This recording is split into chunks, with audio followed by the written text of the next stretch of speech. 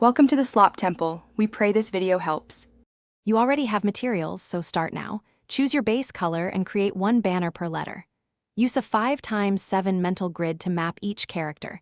This keeps proportions consistent. Once done, place a banner and open the loom to apply the base dye. This establishes contrast. Make sure to save a copy of your design pattern mentally or on paper so you don't lose alignment. From here, you move into layering shapes to form straight strokes and curves. Now you build each character by layering patterns.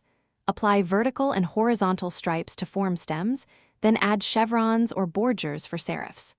Use a darker dye first for outlines, because outlines define edge clarity, and then add lighter fills to create legible negative space. Once a letter looks right, copy its loom pattern to adjacent banners for consistent kerning and spacing. Make sure to preview from a distance. Minecraft visuals shift, so small tweaks give big clarity gains. Finish by mounting banners in sequence on the wall or poles, checking horizontal alignment and spacing of one block or slab gaps as needed. Once mounted, step back and read the word at multiple angles. You'll see small misreads and can edit specific banners in the loom to fix strokes. If a letter still looks wrong, revert the banner to base color, relayer shapes deliberately, and retest. This resets mistakes without rebuilding your whole sign.